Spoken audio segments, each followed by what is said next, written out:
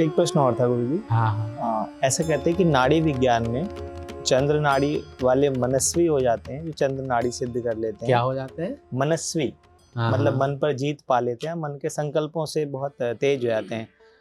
और सूर्य नाड़ी पर अधिकार करने वाले तेजस्वी हो जाते हैं। बट ऐसा सुना है जो सच्चे गुरु का शिष्य होता है वो यशस्वी होता है, वो सुषुम्ना को साध लेता है इन दोनों नाड़ियों के मध्य से। तो कैसे होता है ये? देखो, चंद्र और सूर्य के बिना सुषुम्ना तो चलेगी नहीं।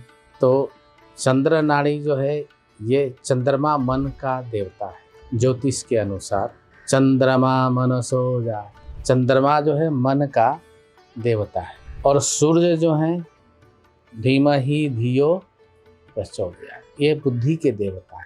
समझ गए ना? मन जो है ये स्थिर नहीं है, ठीक चंद्रमा की तरह। चंद्रमा हर दिन घटता रहता है और हर दिन बढ़ता रहता है। तो इसीलिए उसे मन का देवता कहा गया, क्योंकि मन सदैव घटता और बढ़ता रहता है, स्थिर रहता ही नहीं है कभी।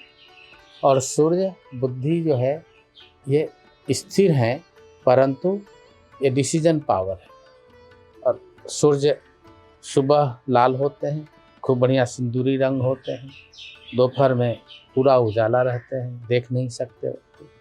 संध्या में फिर सिंदूरी होकर के वो चले जाते हैं। तो ऐसे ही सूर्य अर्थात तेज, उनका तेज कब है? तेज दोपहर को नहीं होता, तेज सुबह होता है। जब प्रकाश किरण निकलती है उसको बोलते हैं तेज। अब तेज जब बढ़ जाता है बहुत तो क्या उत्पन्न होता है? ओज। अब भगवान सूर्य इस समय ओज में है। ओज का मतलब बलवान, जो सबको पालन कर रहा हो, पूर्ण रूप से उनको ऊर्जा दे रहा हो, वो बलवान है। तो समरथ के नहीं दोष गोसाई, रवि पावक सुरसरी की नाई। तो समर्थवान है जब ओज में रहते हैं। तो जब भगवान सूर्य ओज में रहते हैं तो गोस्वामी जी ने लिखा कि वो समर्थवान है। उनका किरण साधु पे भी पड़ रहा है, चंडाल पे भी पड़ रहा है, परमात्मा का मूर्ति पे भी पड़ रहा है, और जीव जंतु पे भी पड़ रहा है, मल मूत्र पे भी पड़ रहा है, मतलब विष पे भी पड़ रहा है, अमृत पे भी पड़ रहा है, औषधि पे भी पड़ रहा है, जहर पे भी पड़ रहा है। और वो सब का रस खींच रहे हैं और उनको कोई फर्क नहीं पड़ता है। क्यों? क्योंकि वो समर्थवान है। और समर्थवान का मतलब बलवान होगा, तभी वो समर्थवान होगा। तो सूर्य भगवान बलवान होते हैं उससे, इसीलिए का समर्थ के नहीं दोष गोसाई, समर्थवान को दोष नहीं लगता। फिर उन्होंने रवि पावक, रवि मतलब सूर्य, अग्नि, रवि पावक सुरसरी की, सुरसरी मतलब गंगा जी, इनको कोई दोष नहीं लगता, ये समर्थवान है। तो सूर्य जो है हमेशा दोपहर में समर्थवान है, उनका बल बढ़ जाता है, ओज होता है, और सुबह और शाम वो तेजमय होते हैं। तो चंद्र और सूर्य, चंद्रमा हमेशा घटता बढ़ता रहता है, सूर्य स्थिर हैं, सुबह शाम वो अलग स्वरूप में चले जाते हैं। तो सूर्य और चंद्रमा का सुषुम्ना नाड़ी चलता ही नहीं है। तो इसीलिए जो चंद्रमा को ध्यान देते हैं वो मन की गति उनके स्वाभाविक है। एक चीज़ तुम नोटिस करो, कभी भी नोटिस करना, जब तुम्हारा चंद्रमा नाड़ी चलेगी तुम अनर्गल बातें सोचने लगते हो। समझ गए ना? और जैसे ही सूर्य नाड़ी चलेगी, छोड़ो क्या करना है। समझ गए ना? जो जैसा करेगा वैसा करेगा। तुम्हारे एक ही शरीर में ये चल रही है तो समझ गए ना, उसको मैं ये कर दूंगा, इसको कर देता हूँ, ये कर लेता हूँ, और दूसरी तरफ छोड़ो क्या करना है। सब मूर्ख हैं सब मूढ़ हैं, अज्ञानी हैं, इनसे क्यों उलझना, अपने राम राम कर। तो दोनों की परिस्थिति कितनी बदली हुई। अब जैसे ही सुषुम्ना चलेगा, दोनों को मिला के ही सुषुम्ना चलना है, एक अच्छा और बुरा दोनों को मिला देना, तो एक श्रेष्ठ उत्पन्न होगा। जब सुषुम्ना चलेगा तो बात करने की मन नहीं करेगा, मन करेगी शांति से। कोई ज़्यादा बात करे, अरे भाई थोड़ा चले जाओ। समझ गए ना? लेकिन इस अवस्था को सब कोई जानता नहीं, होता सबके साथ है। तुम जनरली जहाँ भी रहते हो वहाँ भी तुम ऐसे करते हो बिहेवियर। कोई बात कर, अरे भाई बात में कर लेंगे थोड़ा। समझ गए ना? टाल देते हैं उसको। उस समय तुम नोटिस करो तुम्हारा सुषुम्ना चल रहा है, स्वाभाविक भी चलता है सुषुम्ना। तो ये स्वभाव हैं अलग अलग सभी नाड़ियों के। चंद्रमा का स्वभाव चंचल है, वो अस्थिर रहेगा। सूर्य नाड़ी का स्वभाव है गंभीर है, निर्णायक है वो, परंतु वो निर्णय लेने में असफल हो रहता है मनुष्य, क्योंकि उसका सुषुम्ना कमजोर होता है। अगर सुषुम्ना ठीक रहेगा तो सूर्य उसका प्रबल रहेगा हमेशा। तो इसीलिए गायत्री मंत्र में है ना, क्या है, मेरे बुद्धि को धियो यो नः प्रचोदयात्। धियो यो नः प्रचोदयात्, मंथन कर। तो ये गायत्री मंत्र की जो है ना सारी कहानी ही सूर्य भगवान से। तो इसलिए सूर्य और चंद्रमा जब प्रबल होंगे, जब दोनों फ्री रहेंगे, तब सुषुम्ना चलेगा। जब सुषुम्ना चलेगा उस समय मनुष्य आंख बंद करना चाहता है, मुंह बंद करना चाहता है, कान को भी बंद करना चाहता है, उसको थोड़ा रिलैक्स चाहिए। ये सुषुम्ना का लक्षण है, स्वाभाविक होगा। कोई माने ना माने, कुछ छोटा बच्चा होगा वो भी, देखो बच्चे को खेलते खेलते उनको अकेलापन चाहिए, माँ के गोद में जाके बैठ जाएंगे आँख बंद तुरंत। मैं तो कई बार चेक कर लेता हूँ छोटे बच्चों पे कि अभी ये खेल रहा था, अभी क्या हुआ इसके पास, और तुरंत मैं उसके नाक पे उंगली रख देता हूँ, देखता हूँ कि सही है, एकदम सही करता है। तो ये स्वाभाविक चलते हैं बेटा। इसमें जो योगी जन होते हैं वो जानते हैं, और जैसे ये चला चंद्रमा चल रहा है, मैं समझ जाता हूँ कि आएगा और जाएगा, बातें ध्यान ही नहीं देना। तो हमें ये नाड़ी को चेंज करना है, मतलब जैसे अगर हम किसी कार्य के लिए जा रहे हैं और उस वक्त सूर्य नाड़ी चलनी चाहिए, तो क्या, और उस वक्त पिंगला चल रही है, मतलब उस वक्त चंद्रमा चल रही है, तो हमें शिफ्ट करके, हाँ, घर से बाहर निकलते समय ये हमेशा ध्यान रखना चाहिए, सूर्य नाड़ी में कार्य सिद्धि के लिए जाना चाहिए, और दाहिना पांव बाहर होना है ना, राइट। घर की जो देहली है, चौखट है, लेफ्ट वाला इधर रहेगा, राइट वाला आगे जाना चाहिए। मतलब 3 स्टेप ध्यान रखो कि राइट ही आगे रहे, उसके बाद फिर चलते रहो, तो उसमें सूर्य बल आ जाता है। और नाड़ी अगर कोई भी चल रही है, नहीं, सूर्य नाड़ी चलाओ। तो अगर पिंगला चल रही है तो उसको बंद करके सूर्य को एक्टिव कर दें। नहीं, ऐसे उंगली से बंद करने से नहीं होगा। कैसे करें? नाड़ी को चेंज करने के लिए पिलो लो, अपने आर्म में डालो, लेफ्ट आर्म में डाल के लेट जाओ, तुरंत दाहिना चलने लगेगा। ब्रह्मदंड से गुरुजी, ब्रह्मदंड। हाँ, महायोगी लोग रखते थे। तो पिलो लगाओ, तुरंत सूर्य चलने लगेगा। अगर पिलो नहीं है तो मुट्ठी बांध करके इसको यहाँ लगा करके थोड़ी देर प्रेस करके रखो, गर्दन झुकाओ, चलने लगेगा। राइट लेफ्ट करना है, इधर लगाओ, गर्दन झुकाओ, इधर लेफ्ट चलना। तो इसीलिए बाबा ने हम लोगों को हमेशा बोला, दाहिने स्वर में भोजन खावे, बामे पीवे नीर, ऐसा संयम जब करे तब सुख पावे जीव। तो हम अधिकतर सब बच्चों को मैं बोलता रहता हूँ, दाहिने स्वर में भोजन खाया कर, क्योंकि अग्नि में कुछ भी डालोगे वो जला देगा, उसको भस्म कर देगा। अगर चंद्रमा है तो शीतल है, वो डालते जाओ, इकट्ठा होता जाएगा।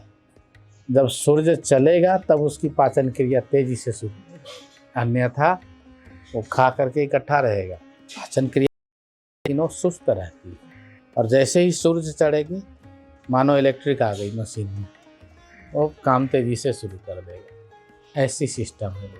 गुरुजी एक चीज़ और, अगर पूरा टाइम हम सूर्य नाड़ी को ऑन रखेंगे और चंद्रमा को कम रखेंगे तो वो इम्बैलेंस तो नहीं क्रिएट करेगा? पूरा समय क्यों रखना है? मतलब अगर हम काम कर रहे हैं तो बार बार हम सूर्य को एक्टिव कर रहे हैं चंद्र की जगह। देखो, सूर्य का कब उपयोग करना चाहिए?